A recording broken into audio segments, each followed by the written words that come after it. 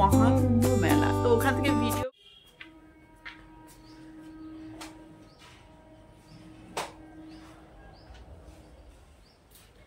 হে guys, good morning. আমি Tanushree, welcome back to my YouTube channel Tanushree vlog. Morning বলছি, এখন বাজে 8:30। তো আজকে একটু তাড়াতাড়ি উঠেছিলাম, যার জন্য মেয়েকে টিফিন বানিয়ে তারপরে বেড গুছিয়েছি, ঘর ঝাড় দিয়েছি, মোটামুটি একটু একটু কাজ সেরে রেখেছি। কিন্তু যেহেতু কালকে পরশু দুদিন সরস্বতী পুজো, যে যেটা মানবে, তো যেহেতু সরস্বতী পুজো, তার জন্য ভাবলাম চলো একটু ঘর দুয়ার ক্লিন করি মতলব এরকমই করব। ঝুল একটু ঝাড়বো, ঝেড়ে আবার মুছামুছিগুলো করে একটু ক্লিন রাখবো, যেহেতু বাড়িতে পুজো। আর দেখো একটা জিনিস আজীব লাগছে, কেমন সরস্বতী পুজোর আগে কেমন ঠান্ডা থাকে বলো, বেশ একটা কনকনে ঠান্ডা থাকে। মানে সকালে উঠে সেই ছোটবেলার কথাগুলো মনে হচ্ছে, সকালে উঠে মা গরম জল করে দেবে, কাঁপতে কাঁপতে স্নান করব, কেমন একটা ছিল ওয়েদার।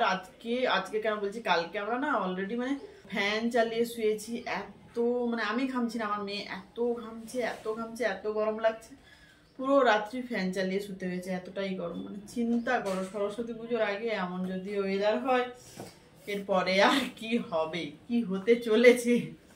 ওকে মা, টিপ করি নিয়ে দাও।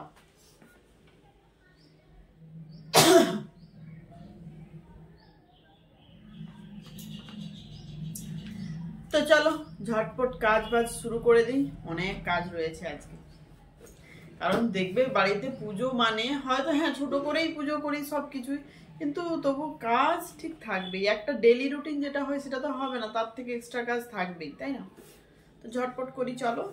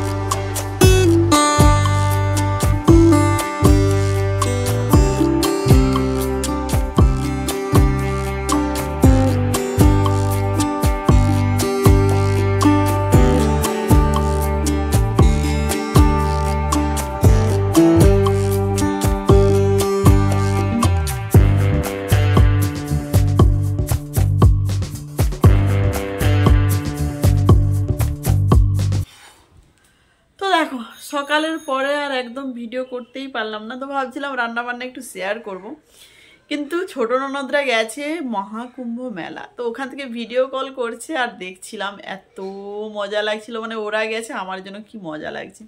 আমারও এবছর যাওয়ার ভীষণ ইচ্ছে ছিল, এবছর কেন, আমাদের লাইফে এই প্রথম, এটাই লাস্ট, ঠিক আছে। তো যাওয়ার ইচ্ছে ছিল, কিন্তু ওই যে কি বলে, মেয়ের পরীক্ষার জন্য যেতে পারলাম না, মনটা খারাপ লাগছিল। তো ওরা গেছে, ওতেই আমি খুশি। তো যাই হোক, ওদের সাথে গল্প সল্প করতে করতে দেরি হয়ে গেল। তারপরে একটু বাইরের কাজ ছিল, বেরিয়ে পড়েছিলাম। তো এখন ফিরলাম, আবার যাব মেয়েকে আনতে। মানে এখন কটা বাজে, 2টো বাজতে যায়। তো চলো, আমি এখানেই ভিডিও এন্ড করছি, আর ভিডিও বাড়াচ্ছি না। তো আজকের মতো বিদায় জানাচ্ছি, টাটা। সবাই ভালো থেকো, সুস্থ থেকো, আবার ফিরে আসছি নেক্সট ভিডিও নিয়ে।